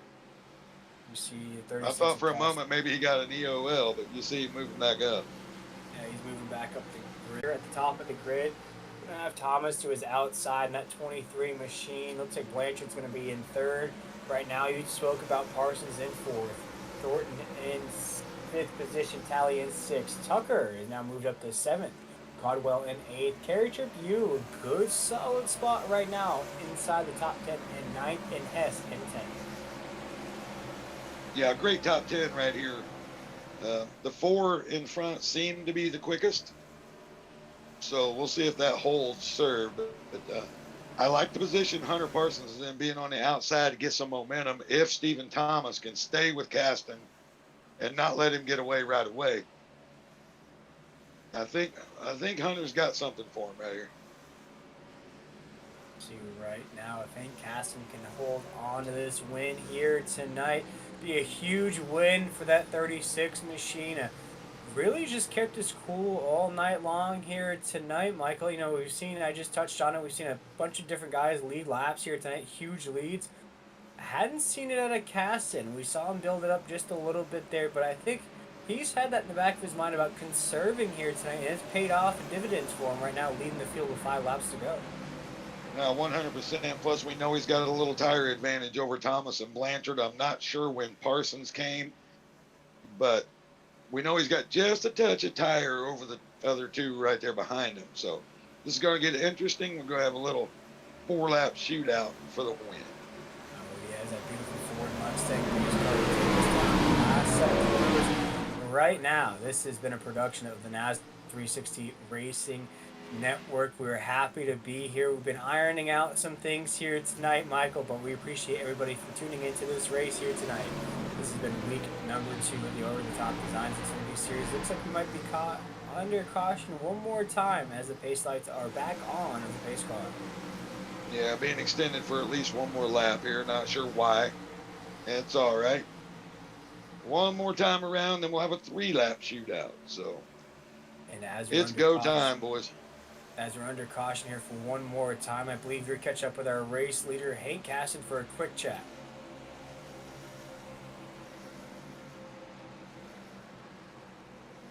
Hey, Hank, you got a copy? This is Will and Mike up here in the NASRA 360 Racing Network booth.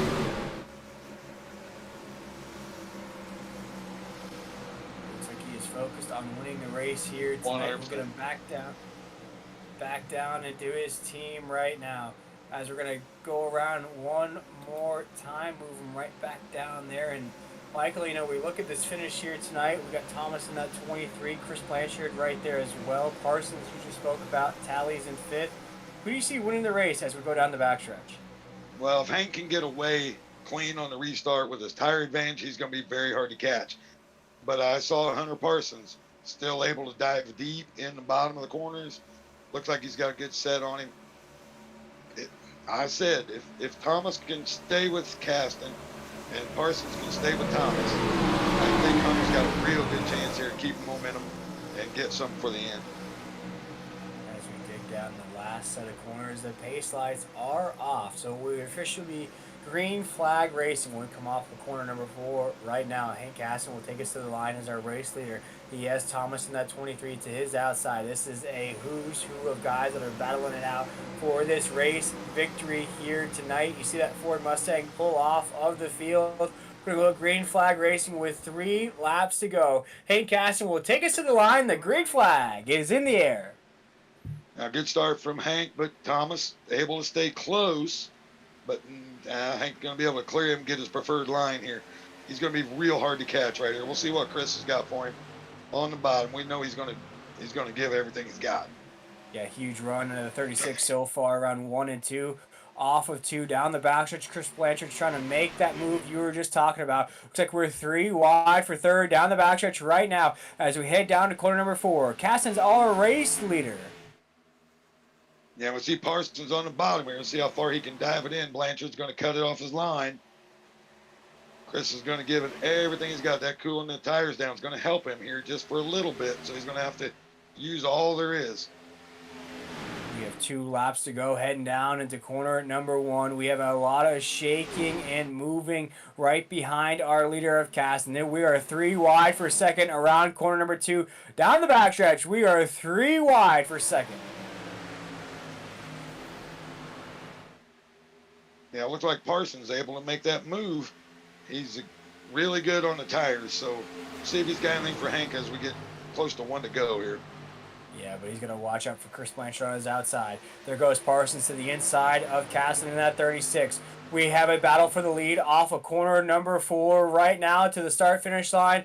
One lap to go here tonight down at the corner number 1. Caston's still leading the way. He has a train coming behind him. There goes Rhett Tucker in the mix as well in the 99. There goes the 20 of Parsons to the inside of Caston on 1 and 2. Going to make that pass now on the exit of 2 down the backstretch.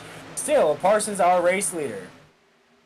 Yeah, Parsons is a good run right there. I don't know if I want to be on the inside right here, but he seems to be able to hold it. It looks like Tucker on the new tires right behind. As they come into 3 and 4, Hunter to the bottom. Caston's going to hold it. This is going to be close, folks.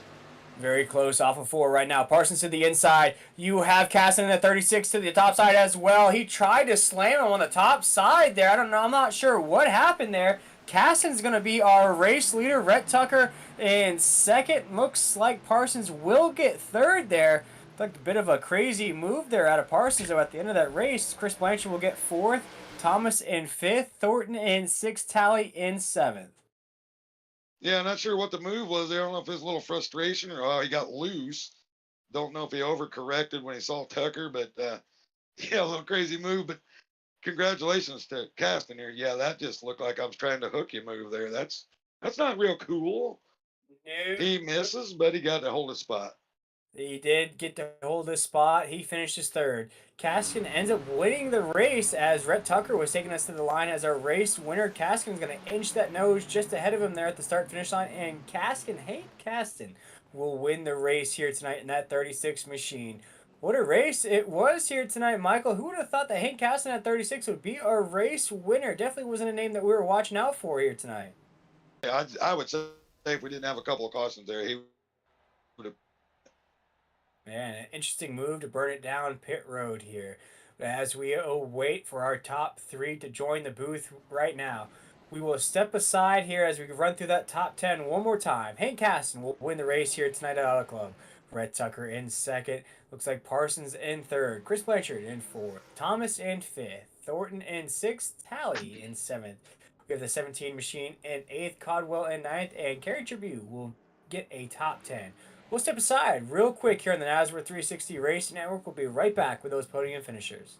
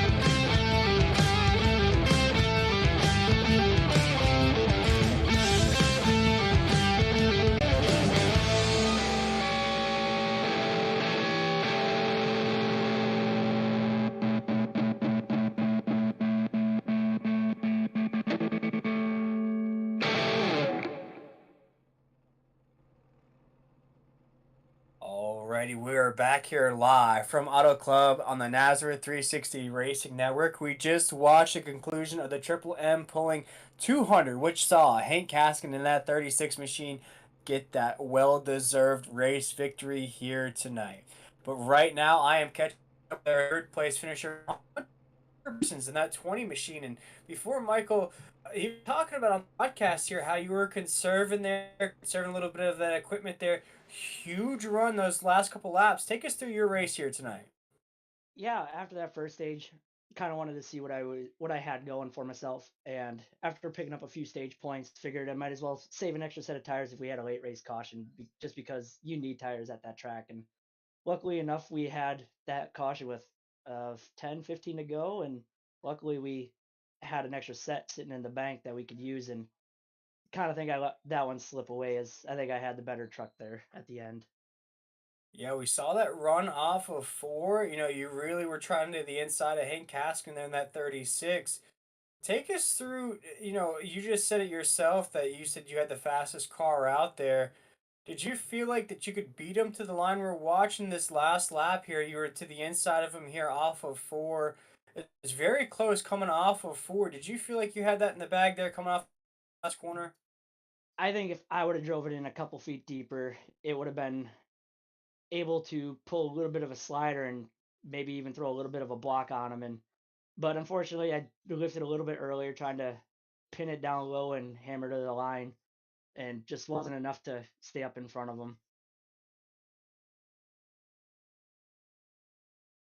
Yeah, we watched that at the end there. You tried to throw a little bit of a block there at the start finish line. Just wasn't enough. Still a solid second place finish here tonight. No, we went from Daytona to Auto Club now. And Hunter, what can you take from this week that you can apply to next week and maybe even better this or third place finish with a win? Well, tonight we saw a little bit more of who can do what behind the wheel, as you said last week was Daytona and just kind of wide open and hope to be there at the end. But tonight took a little bit more skill, a little bit more driver ability. So excited to see kind of how it plays out through the rest of the season. Yes, so are we up here in the booth. But Hunter, with that third place finish, we love to give you drivers the opportunity to shout out anybody that you may have had watching here tonight. I know it's a bit of a difficult broadcast to watch, or any sponsors that made this race possible for you. First off, you guys putting on the broadcast. I know the work that goes in behind it. Um, Everyone who puts together the Nazara, it's a good league to run. Everyone in the RTR Discord, and as we have 4 or 5 trucks that are in tonight, sucks. We would have had another truck up front, but taken out by the same guys last week. So hopefully that'll change next week and they'll learn. But yeah, overall happy with how we ended up with a third and can carry on to next week. Yeah, great finish here tonight. And Hunter Parsons, you finished third here tonight. Great podium finish to carry through to next week. We appreciate you taking the time with us here, my man. We'll see you next week right here on the Nazareth 360 Racing Network. All right, see ya. That was Hunter Parsons going to finish third here tonight, and a good run it was out of Hunter Parsons in that 20 machine. But I believe we have the boss man himself up here, Brady LaBeouf. And Brady, I believe you're catching up with our second place finisher, Rhett Tucker. What's Yeah, up? Rhett. What's up, Rhett? Great run tonight. Runner up. I know. Wamp wamp. I know you're disappointed with that, but a great run, man. We saw you kind of go to the front, change up your strategy a little bit. It looks like you saved a set of tires towards the end, and that caution came out right at the perfect moment for you to go down pit road and have fresh tires there at the end. Saw you make the move 3 wide, which was unbelievable, great move there at the end. Tell us a little bit about that move and what you could have done to get that one more spot. I kind of regret it and kind of just, I probably should have just shoved my way through the middle of those two instead of going down to the bottom. I think I scrubbed off too much speed, but I had a huge run coming out of four. If I wouldn't have scrubbed up all that speed, I could have made something happen. So it is what it is. It was a close finish. Good points night. Absolutely. We see you got 19 stage points tonight on top of that runner-up finish. So a great points day. Not sure. We know we get bonus points for pole, leading a lap, leading the most laps. And I know you did lead a lap because you won a stage. So some great points. Uh, but my question to you is, what made you? Was the plan to save a set of tires there to maybe hope for a caution at the end? Because Chase Cabry was, I want to say, 7 seconds out in front of second place, and then you and Hank were battling there. Whenever he came out of pit road, y'all were 20 seconds. 15 laps to go at that point. I didn't think you guys would even with fresh tires, would be able to keep up with Chase or even catch him there at the end. So was that the strategy going into tonight, or was it something that you changed mid race? Well, I kind of screwed up and put myself in that position. It is ultimately what I wanted to do, but I wound up accidentally taking a full set of tires after the first stage, and I was I was thinking, I can take it easy, try to make this set last until the last stage, but then I was thinking about stage points and how important those are. They're almost more important than the finishing position. If you don't win, I mean, the stage points can add up to a lot more plus or minus at the end of it all than the last stage. So I kind of got, I don't know, forced myself into that position, and then I wound up just going for the stage points, and then stretching that last set to the last stage. Absolutely. Well, congrats on the runner-up finish, man. Great points day. Like I said, 19 stage points. Just all around great day. I know you want to win. Everybody does. But I'm sure that victory will come here in the next couple of weeks. But before I let you go, is there anybody you'd like to thank? Yeah, Malware Bites, RTR boys. Sucks about what happened to Andy. I think we got some rivalries brewing, so stay tuned for that in the future. PCS Civil, Malware Bites, you guys for doing the league broadcasts. Appreciate it, and everybody watching. Oh, All and right. Thank. I gotta thank Chase for that last caution. Well, we appreciate you. I'm sure we'll see you next week as the field heads to Phoenix. So should be a great race. Thank you. That was Rhett And Tucker in that 9 Brady, and it looked like he had a huge run. Looking at that last lap replay, it looked like he may have had that huge run to the line. yeah, man, I know he's probably regretting it, but I just, he went back and forth. We saw Hunter pass Hank, then Hank come back. Then you're trying to figure out where Rhett's gonna go. Is he gonna go top, bottom, middle? And he chose to make that move that he did by going to the bottom, and it just wasn't enough. And I'm gonna let you catch up with the winner of the race, Mr. Hank Caston, at number 36 machine for primary race team. Yeah, we're catching up with a calm, cool, and collected Hank Caston in that 36 machine. Felt everything that was coming up behind him, even 3 wide at the line for the race victory. He held on. He saw what was happening with Parsons, Rhett Tucker in that 99. Didn't bother him a bit. He gets the huge win at Auto Club. Hank, how'd you get the job done here tonight?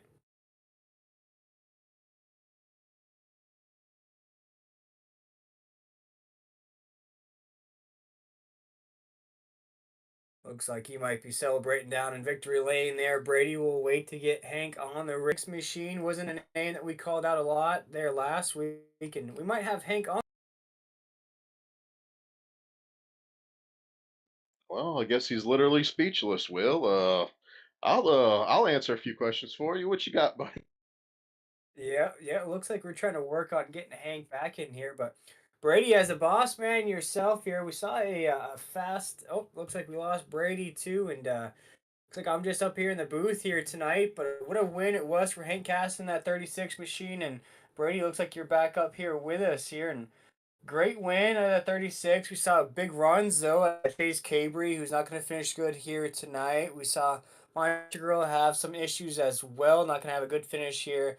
But we also had some new names coming in the mix as well. Parsons at 20, of course, our race winner Hank Caston's in the mix. We know Chris Blanchard, we know Rhett Tucker. Thomas in that 23 is throwing his name in the mix as well. You see Thornton in that 5. He's going to get a top 5 here tonight as well. So I think the storyline of tonight's race, yes, it was a little aggressive. Yes, the guys basically flew out of the gate. We had a caution flag fly essentially on lap 2. But I think the name of the game here today is the newcomers we saw in this race. Yeah, and I think we got the Hank. You got us. Yeah, can you hear me? Okay, okay. Well, Will, I'll Yeah. let you catch up with Hank. Alrighty, Hank, you got the job done here tonight, and it was in a cool fashion. You held off everything that was thrown at you. The 99 of Rhett Tucker, the 20 of Parsons there. You actually got passed on that last lap. You overcame that. You got the race victory. How'd you get the job done here tonight?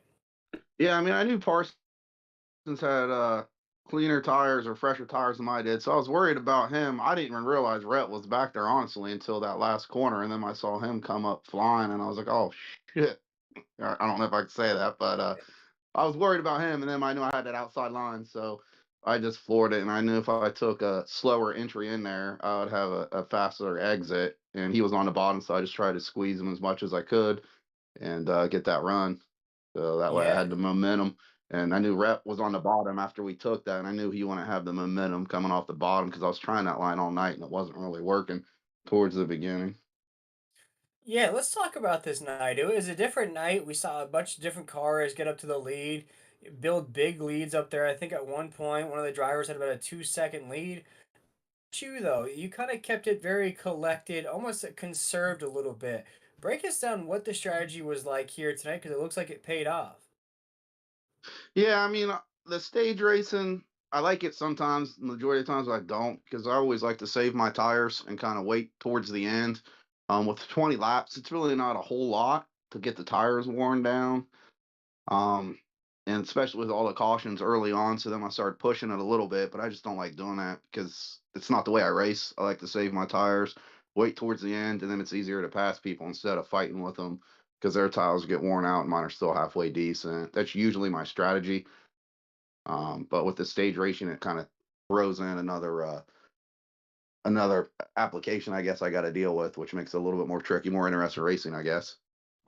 I think it paid off though, because it seemed like the drivers that would get out to that lead and lead in that clean air actually backfired on a lot of those guys. They used up their equipment, they lost positions on the racetrack, and here tonight I believe our top five was a mix of drivers that weren't inside the top five majority of tonight's race. But Hank, you get this win here tonight at Auto Club. Last week we went from a super speedway now to a 2 mile track.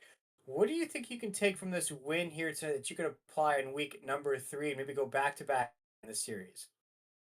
Where are we at next week? Good question there. We'll have to check that schedule Should real be quick. Phoenix Raceway. Phoenix, all right. A little bit different, Oh, a little bit Phoenix. Okay. smaller. Yeah, Phoenix got its own challenges. Is the dog leg there or is it without the dog leg? It's with the doglet. It's with the dog leg. Okay. So that'll be a lot more interesting because you can go down there on the apron, potentially tearing up your car a little bit. But Phoenix will be interesting. Yeah, I mean it's the same way I race everywhere. I try to take it easy at the beginning, and then that way I can save my tires towards the end. Especially after those first two stage cautions get thrown out, then I can really focus and kind of just ease my way in there, figure out what lines are working. Like I said at the beginning of this race, I was trying that bottom line and I just couldn't get the momentum trying to pass individuals on it. And I don't want to go up to the top side because I didn't want to burn my equipment up there. So I just kind of hung out and waited and it paid off. And I don't know what happened after that last caution, but it seems like everyone was going real slow compared to what me and I think it was a 14 that were doing. I don't know if they were saving fuel or trying to go to the end or what the scenario was there, but it seemed like everyone was just way off pace and I didn't understand why. I thought I was doing something wrong or I should have been saving fuel or something. I don't understand what was going on there. And then that caution came out, which was kind of frustrating, but I still managed to hang on to it. So that's all that matters. It really does. You get the win here tonight. It overcame a lot of adversity, as you just spoke about there, through the caution flags, through saving equipment, through Rhett Tucker having a huge, run. Parsons put a run on you as well on that last lap. You got by both of those guys. You got the win here tonight. You got that first win out of the way for a long season here in the Over the Top Designs Xfinity Series. But Hank, with that race and victory, we'd love to give you drivers the opportunity to shout out anybody that you had watching here tonight or any sponsors that made this win possible. Yeah, man, I want to thank Brady for putting the league on. Primary, my race team, they're awesome. They were helping me out a lot during the race. Dustin was helping me out with the line, telling me, hey, stay high and everything, figuring out who had the fresh tires. So I really appreciate that. The broadcast and everything that you guys do on our end. or on your end, I should say. And lastly, man, I'm just glad I beat Rhett Tucker because anytime I can beat him, I'm pretty happy because I just don't get along with him. So there's a rivalry for you. There we go. I like it. In the day that Kevin Harvick retires, we have a new rivalry building up here in the Xfinity over the top designs Xfinity series. But a big congratulations from us here at Nazar on that race victory here tonight at Auto Club. Go enjoy that victory, Hank. We'll see you next week here on the Nazar 360 Racing Network. Yes, sir. Thank you, gentlemen. Yes, sir. And that was Hank Casson, our race winner from Auto Club. Brady, I know you were race control here tonight. Any thoughts about tonight's race? Oh, I thought, man, I thought it was actually a great race. I mean, strategy was a factor. We saw three wide racing, four wide racing sometimes. Will we seen comers and goers, faces that we wasn't expecting to see up there, and I think it was just all around a great race. How about you? Yeah, no, it was a great race, and again, we apologize for the technical difficulties, but through all of that, we saw different leaders on the racetrack. We saw different strategies being played out. We saw drivers conserving throughout tonight's race as well. We saw the top three drivers in one point in the race crash all of each other out. None driver returned to the racetrack. I believe they're going to finish about 25th on down, all off the lead lap there. Brady, great. And watching out for wins the race here tonight at Auto Club. Absolutely. I mean, and to your point, like the leaders taking each other out there for the conclusion of stage two, like wow, like that just goes to show you how valuable stage points are throughout the season that somebody's willing to go for it on lap 50 out of 100, so but a great race, and we'll work through it. It's happens. It probably won't be the last time that it happens. Sometimes that you just got to work through it, and it's a good chance for us to, as a broadcast group, when things go wrong, to have a contingency plan to fix it. So great job getting the broadcast back up, and I look forward to Phoenix next week. Yes, sir. I'm excited for Phoenix as well as we're going to stay on this West Coast slide over here. See if we'll have our third different winner of the season. Here tonight, it is Hank Casson winning at pulling 200. It's been a production of the Nazareth 360 Racing Network.